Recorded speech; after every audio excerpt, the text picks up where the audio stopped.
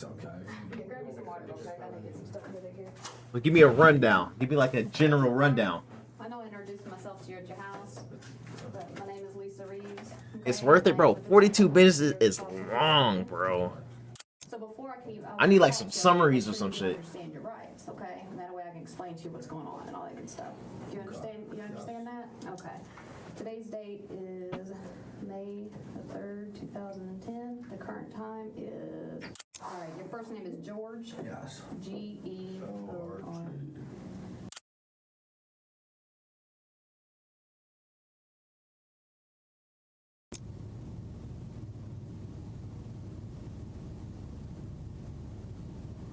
I didn't. There's no way I didn't, Julie. No way.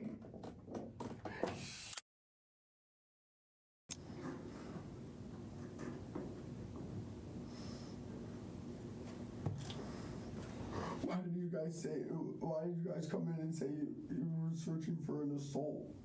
I never said anything about an assault. I never mentioned to you. Oh shit. I just told you we're investigating something. Investigating so. Do you want me to call anybody for you, George? It's an interesting concept to think of how you might respond to what would normally be an easy question, especially you hear it in now? a circumstance where it becomes a terrifying dilemma. We ask that you contemplate this question while you put yourself in George's position, but not before you grasp the context of what brought him to this moment. It begins with 22-year-old sports scholar Yeardley Love, a star lacrosse player at the University of Virginia. She is captured in this photograph playing in the second-to-last game of the season, clearly aware of the obstacles that lie in front of her, yet continuing to move forward, which is the circumstantial detail that turned this picture into a symbol for the globally recognized organization that would be founded in her memory. This would be the last photograph taken that day, capturing Yeardley's last embrace with her head coach Julie Myers. Both were unaware this exact moment would soon be on the national front pages.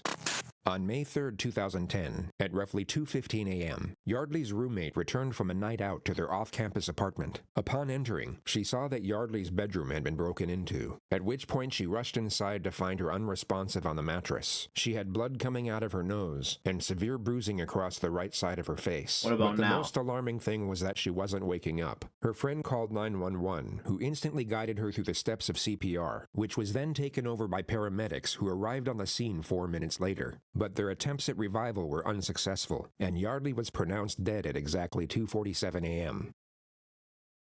At 2:53 that same morning, criminal investigator Lisa Reeves woke up to a phone call from the sheriff's office. By 2:59, she had arrived at Yeardley's apartment leading the investigation, and by 3:50, confirmed that she had her first person of interest, which was 22-year-old George Yeardley V, Yeardley's ex-boyfriend, and the next several hours were spent gathering information before she knocked at his front door. She found out that George was a fifth-generation heir to a very wealthy American family, whose roots lay in lumber dating back to the 1900s. He was educated at Landon Prep, a prestigious all-boys private school in Bethesda, Maryland, with annual tuition fees of up to $50,000. George was the star player of the lacrosse team and became an All-American athlete. This led to a full scholarship at the University of Virginia, where he remained a key player in the starting lineup, and where he would also meet, then spark a romance with fellow lacrosse player Yeardley Love. They dated for almost 2 years. Yeardley and Love's relationship was an on-again, off-again one, where they cheated on each other throughout, and that tempers flared both ways. What was going on with these two young people? What may have led someone to do what happened? These are just a completely unbelievable set of facts. Everybody watched the relationship. People were really troubled by it. They were scared for her. Nobody knew what to do.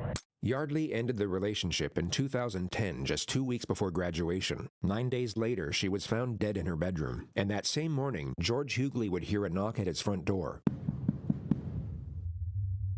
He opened to Detective Lisa Reeves, who was dressed in civilian clothing. She introduced herself as a police officer, but mentioned nothing of the crime. She simply stated that she was conducting an investigation that could benefit from his presence at the sheriff's office. George's response was to lethargically put on his flip-flops, then walk over to the passenger side door of her unmarked police car and let himself in. Somewhat bewildered, Lisa got in and drove them to the police station a few minutes away without talking. It was around then when she noticed bruising on his knuckles and cuts on his forearm. At which point George was no longer a person of interest. He was the prime suspect. Damn.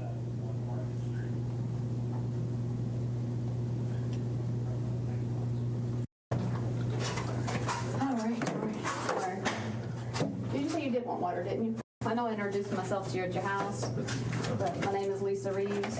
Today's date is May the 3rd, 2010. The current time is, I can't tell on that one, 7:52, okay? Drama papers too. What's that? My drama's papers too, right now. All right, your first name is George. Yes.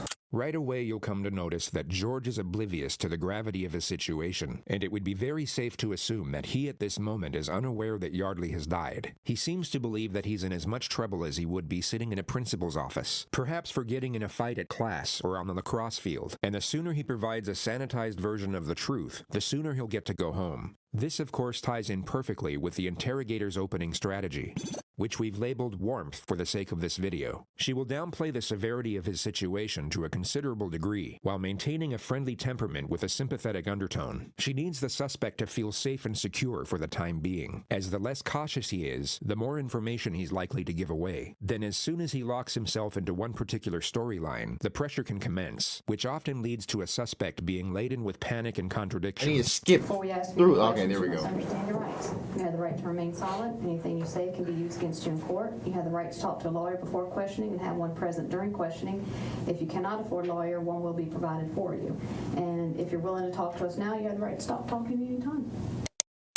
George has two options here. Option one is to remain silent, then allow his father to get him the most expensive attorneys in the country. He would then have years to examine the evidence, evaluate the many options available, and then construct the most self-preserving storyline with world-renowned experts in criminal defense before they present it to a jury.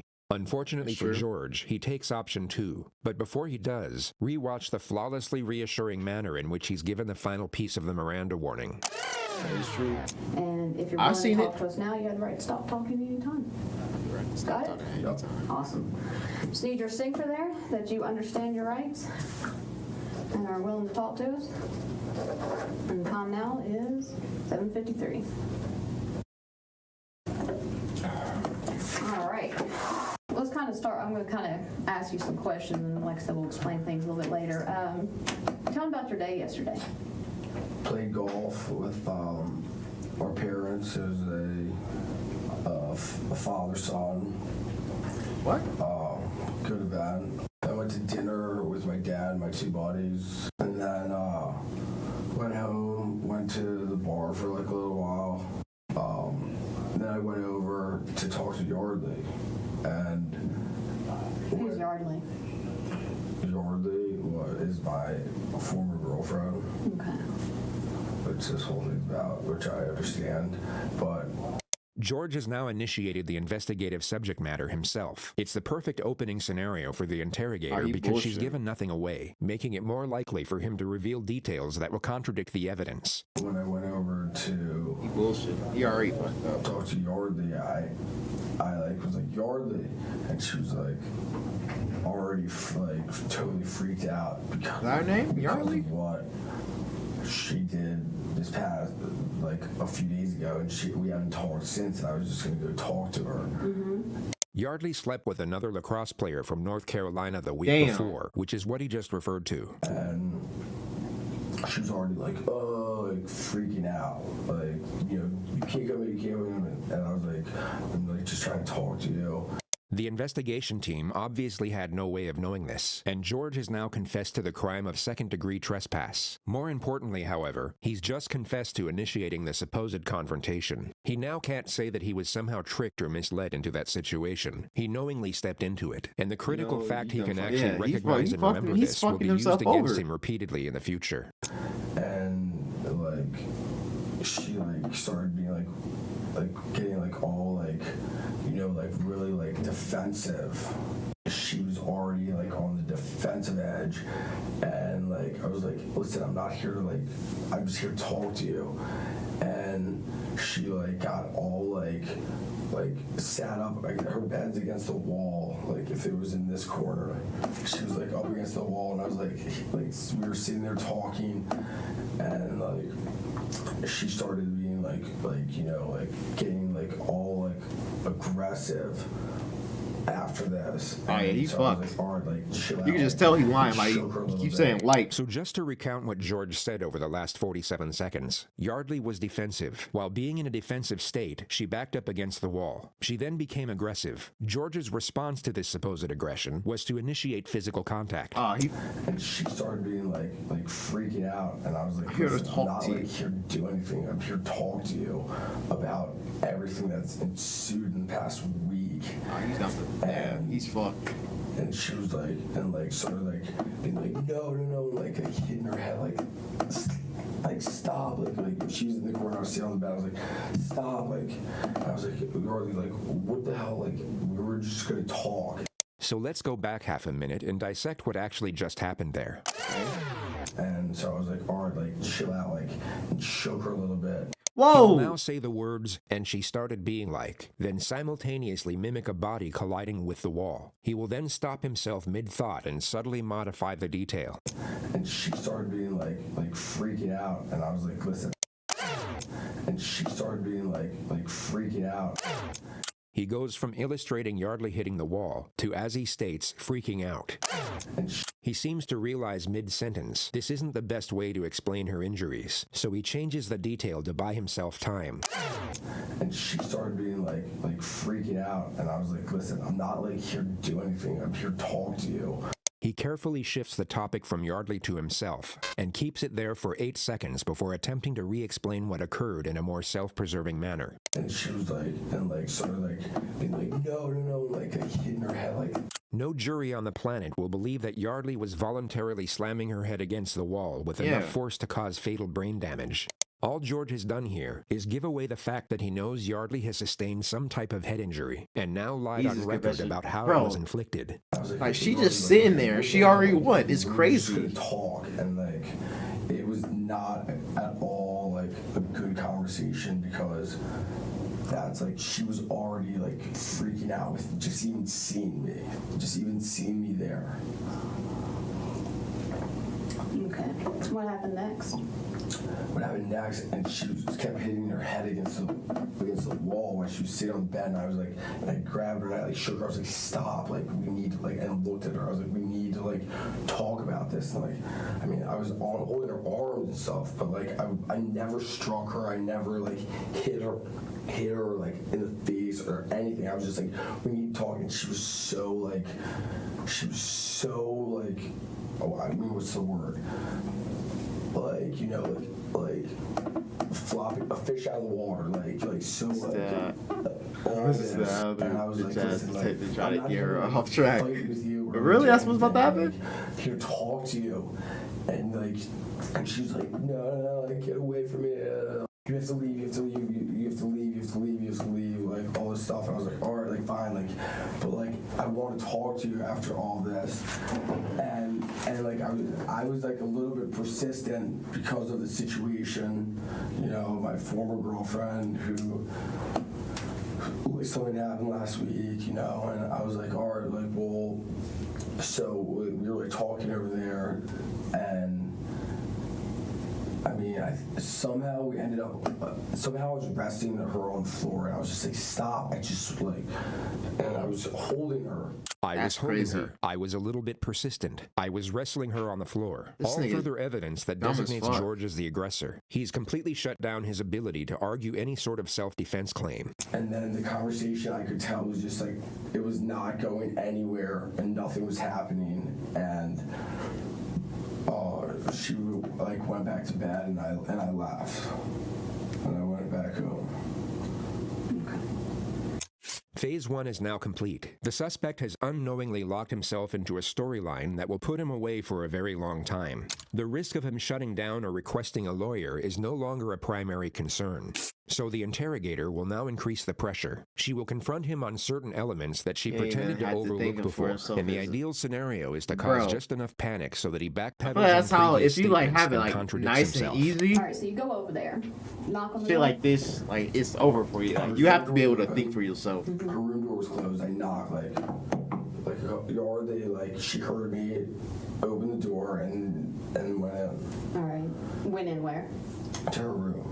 All right, straight to her bedroom. Straight to her bedroom. Yeah, I mean. How'd you get through the door? Her door or the front door? Her door. Actually, it might have been locked. It was.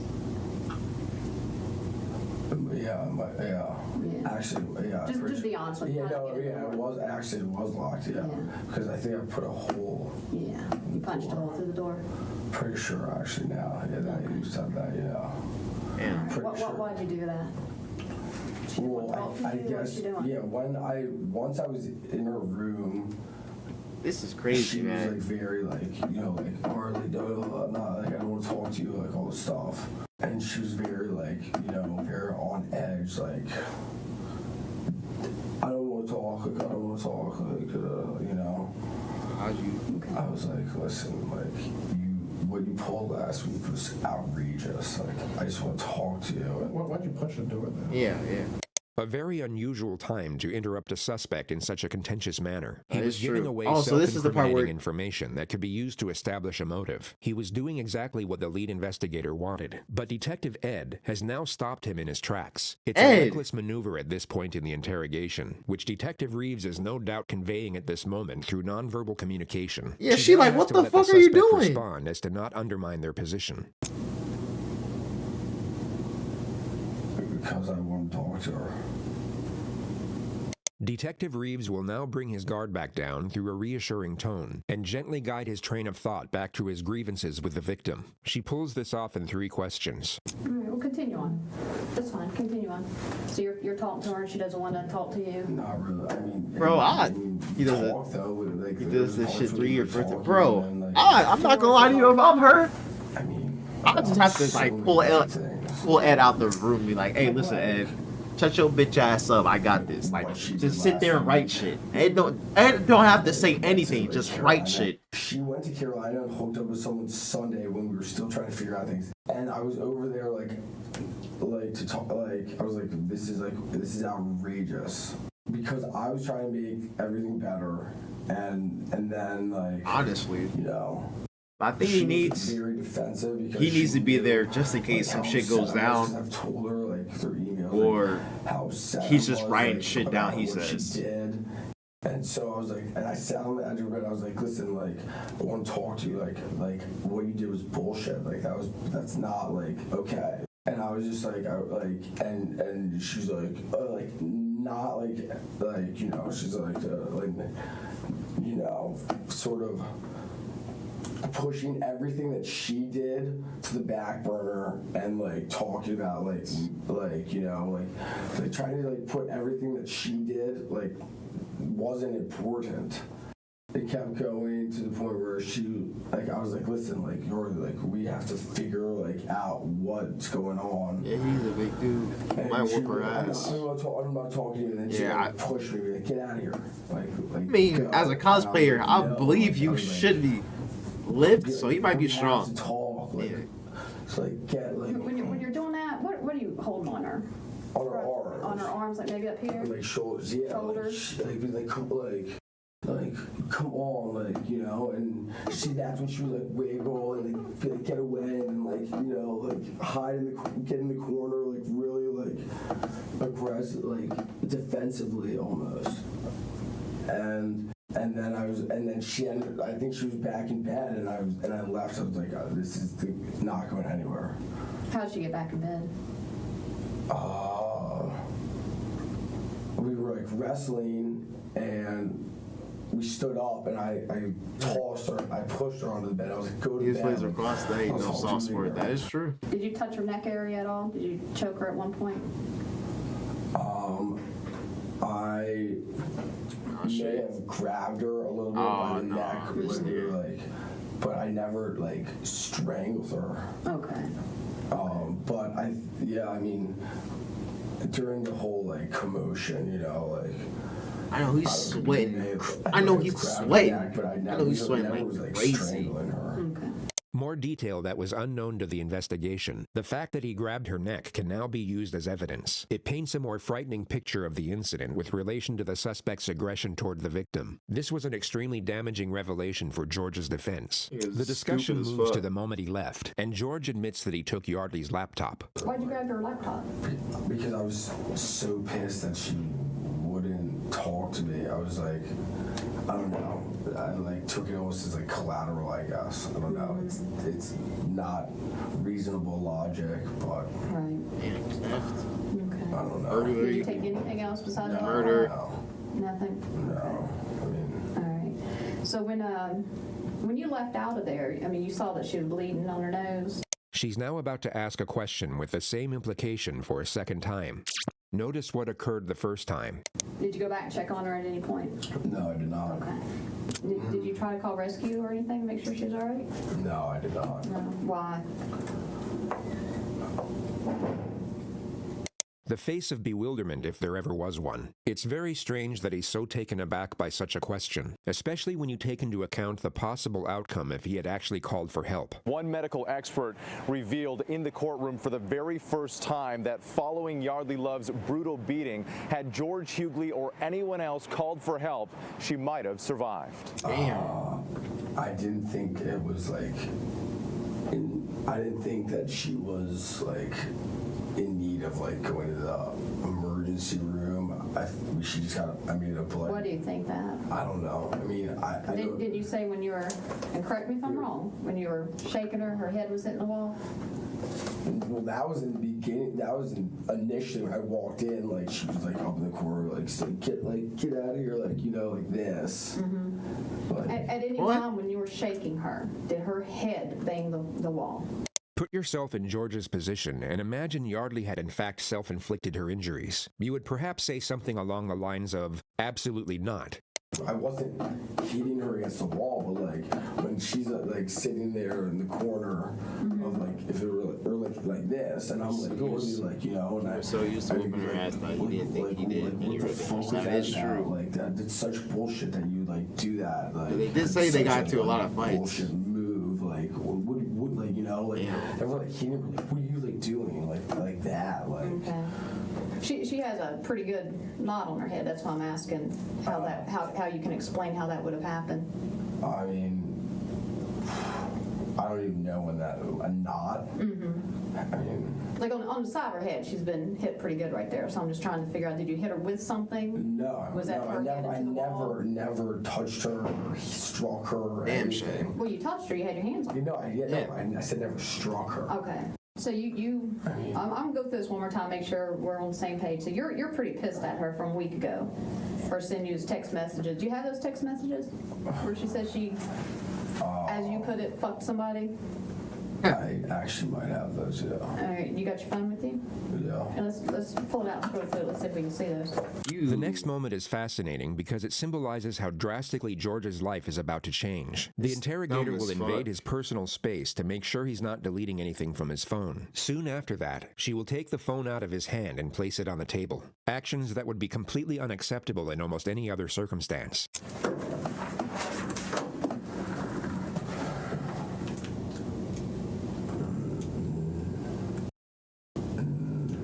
We didn't say what. They were like, I guess what you'd call like an ongoing conversation, an ongoing like instant message, and it's gone. Okay. I'll use that one. It'll leave that right here for right now. All right. Let's talk about how you entered. Yeah. Yeah, I mean. Because to have put your fist through the door. No, it's actually my leg, I'm pretty sure. Your leg? Because that's why my leg's like this. I don't remember. Yeah, you're right. That was your leg. Yeah. How'd you get all the bruising on your hand then? This is all from lacrosse. This is all. That's pretty fresh right there, looks. This is all from my lacrosse game on Saturday. I wear my arm, you can see where my arm pads are. Right here, my gloves right here, and that's even right there. I thought you wore those padded gloves. This is lacrosse. This is all the difference. This is all from lacrosse.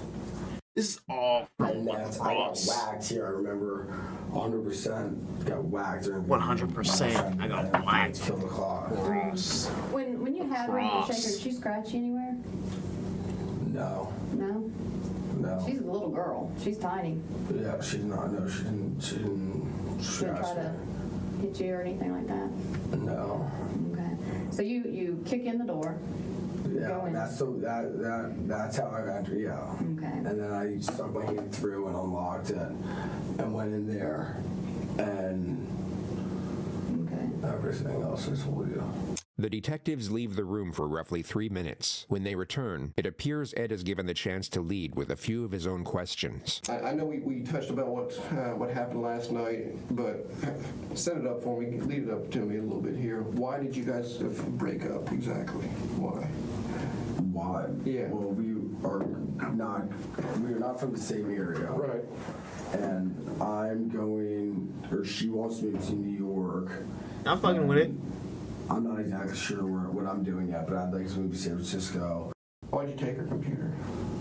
I don't know. I have no idea. There's maybe because there's evidence on the computer, emails that you sent? No, there's no. I mean, you can read all the emails and everything back and forth. Detective Ed now asks George if he held Yeardley down on the bed. He's trying to subtly set the grounds for an argument of smothering, which isn't a terrible idea, but would be disproven by the autopsy regardless. Yeah. No. Did you fall down on top of her? Wrestling? We were wrestling on the ground for like a little bit. Bro, Ed need to relax. No, I never never Ed on some bullshit. I'm not gonna lie to you. No, I mean just kind of hold her down until she calmed down on the bed.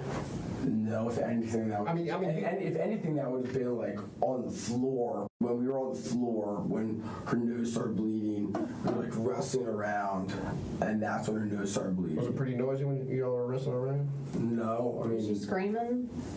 No, she was no, she was not screaming. Actually, I mean, if I'm cracking my head in the wall, I'm gonna be saying, "Ow."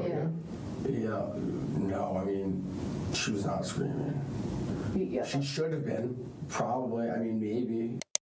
Yeah. She should have been, probably. I mean, maybe. I don't know. Why do you think she should have? I don't know. I mean, well, she was screaming when I first came into the room, and she was like, "No, I'm not talking to you. Get the fuck out of here," all that. But at any point before you said you and this was your words, you said you tossed her on the bed and then you left. Yeah. All right. At any point before that, did she lose consciousness? No. Okay. What happened after you tossed her on the bed? Did she move? Talk about, say something? I mean, I literally tossed her on the bed and turned around and... Tossed her on the ground or tossed her on the bed? And walked out the door. Okay.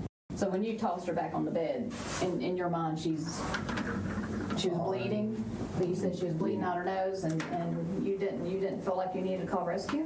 No. After that, after banging her head and shaking her and blood coming out her nose on the floor?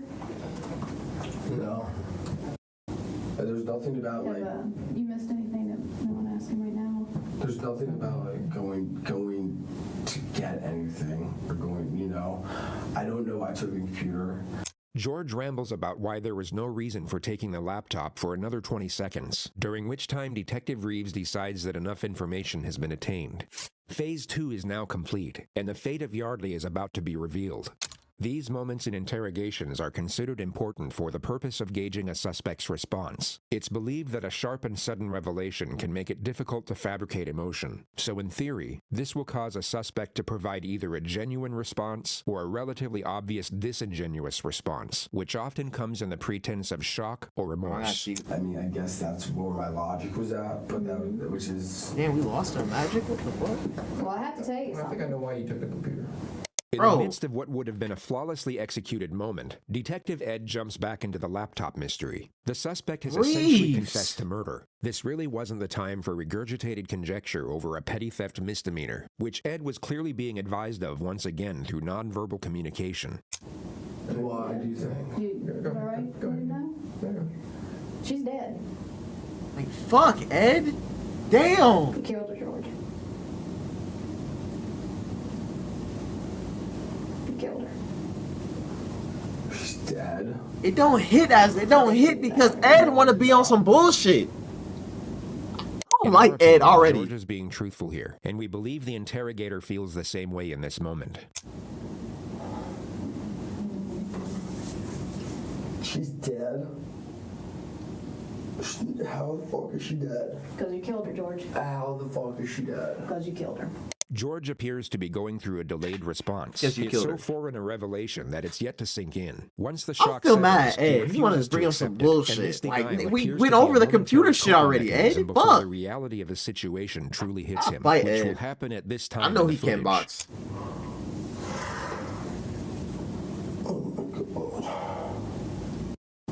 She's dead? Yes. She's dead.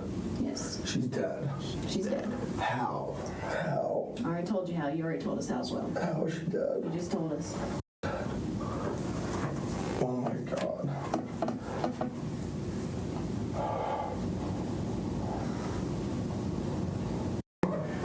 You went in there to talk with her, but it got out of control, right, George? The detectives will now add further pressure to keep him talking. Suspects will often divulge information in these moments in the panicked attempt to save themselves, and in doing so can shut down a more credible storyline they haven't thought up yet. The alcohol got a hold of you. You kicked in her door. She started to fight with you. You punched her in the head, or you cracked. She's not dead. You cracked She's her not head. dead. You She's cracked her not head in dead. the window or in the wall. not dead. She is. She's not dead. Okay, Ed. Now it's serious. He on the offensive. George, look at me. George. She is dead. That is true. Actually, hold on. There might be a boxer named Ed. The alcohol. I don't believe it. I don't believe it. It's true. Dude, I didn't. I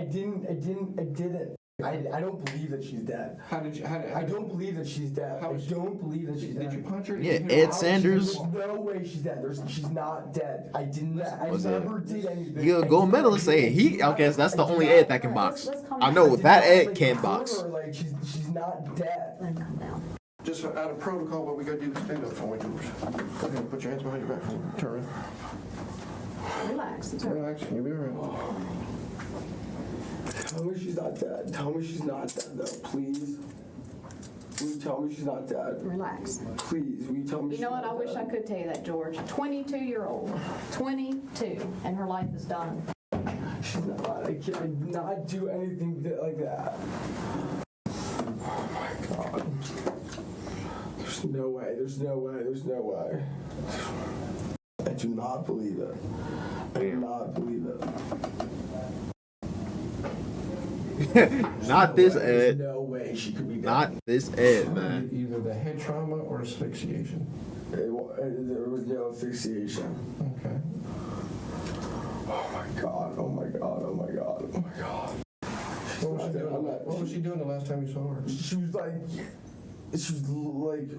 standing up with me. She was standing up with me. She was standing up with me, looking at me. Was she standing or you were holding her? Standing up, looking at me. Okay. She's not dead. I know she's not dead. I know 100 million % she's not dead. I did. She cannot be dead. I know it got out of hand, George. No, it didn't. And she's like, no, like, get away from me. You have to leave, you have to leave. I was like a little bit persistent. I mean, She's screaming. she should have been. I didn't kill her and leave. I didn't just. Oh, You didn't say, hey. God. Listen. I didn't kill her. I did not kill her. I did not kill her. I did not. There's no way I didn't do it. No way. No way. Rich nigga, man.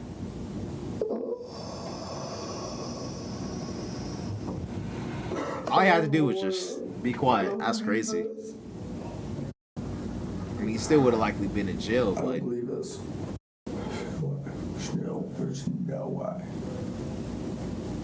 There's no way. There's no. and he admitted to like 4 different crimes. Wait. Should I talk to someone? Who do you want to talk to? Anyone. A lawyer. One will get appointed to you. Okay, what do I do now? Go to jail? Yeah. All right, George, right now, I know you no longer want to talk to us, that's fine, I'm just letting you know something. We're working on a search warrant right now, and what it is we're going to have to collect some stuff from you, like what's called a buccal swab, okay?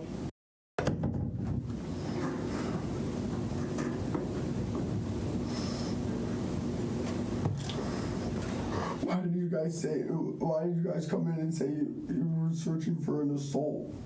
I never said anything about an assault. Someone came in this I morning. never mentioned to you anything, just told you we're investigating something. Investigating. So Do you want me to call anybody for you, George?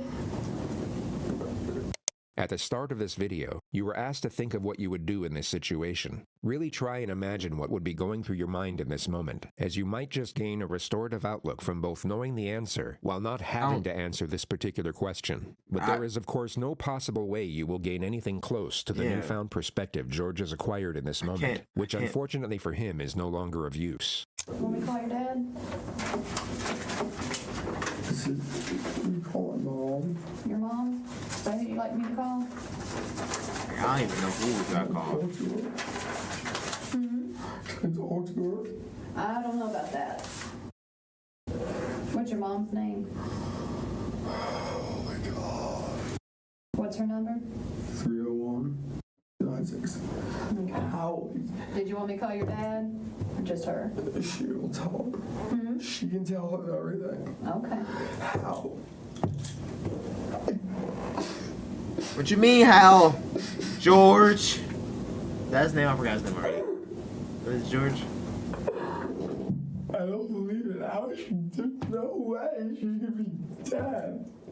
There's no way. You told on yourself, George. There's no way. There's no. How's George? You told on yourself, George. You had to just be silent. Chill. Relax.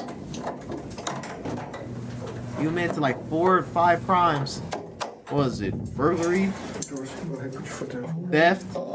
Yeah. These next few moments are a turning point. The leg irons seem to initiate a shift in his constitution, and his denial will completely cease from this point forward. He will continue to ask why and how, but he will no longer reject the severity of what is happening. Oh my God.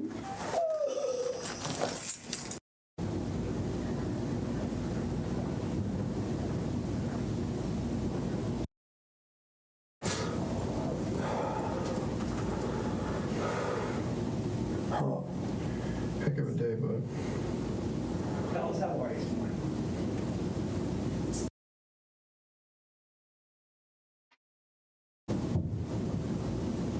Imagine a new dude. I'm sorry? So I need her the rest of my life? In this room? No, in jail. I don't know. I'm a bad guy, man. Never said you were, bud. When white people call you bud, it's over for you. Mom. I'm sorry? Call my mom. No, I know. Yeah, you do. Sorry, bud. Now's when you need your family the most, bud. You know?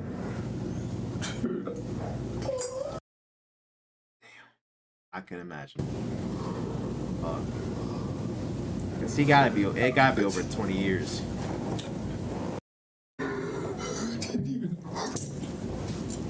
Oh, damn.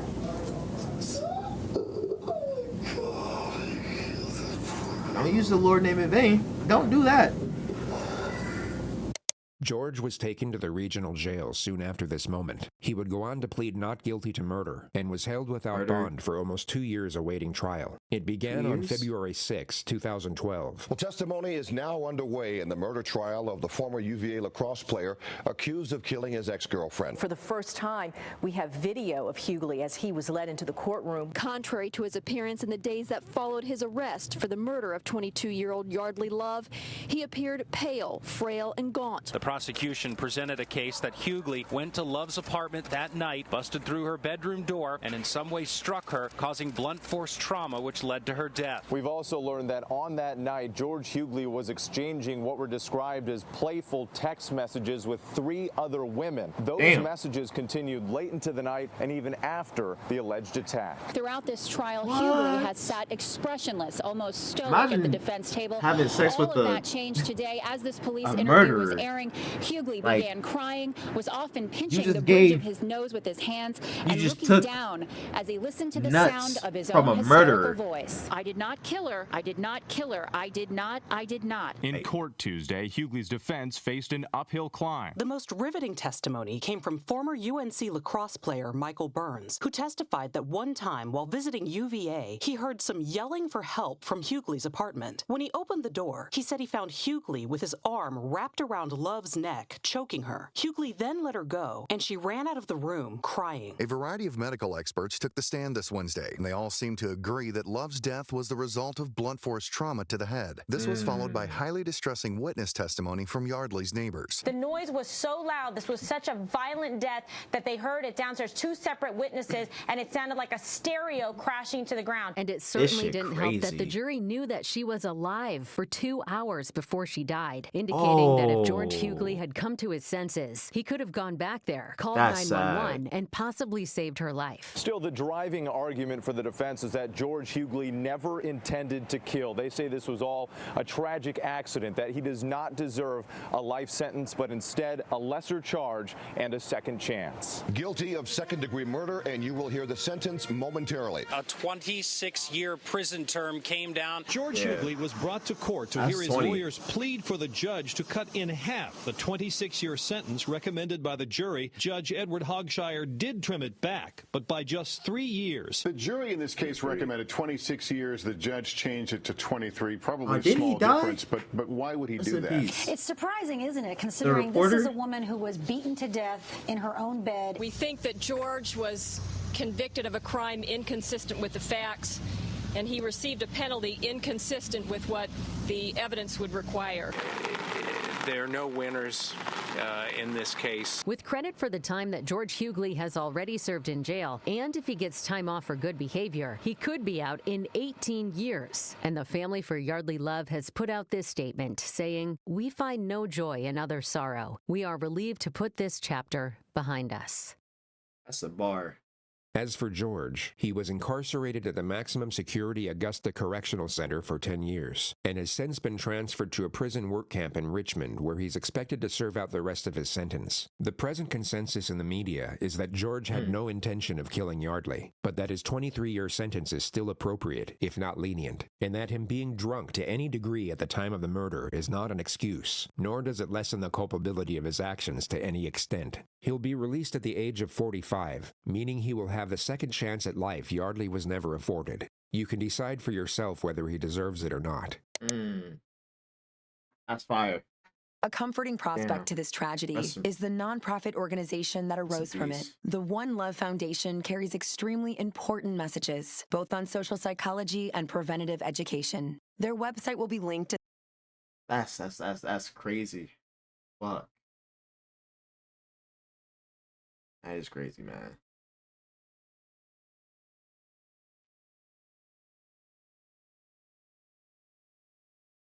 That's crazy. I couldn't imagine that shit, bro. Yeah, that was a good recommendation. Good recommendation.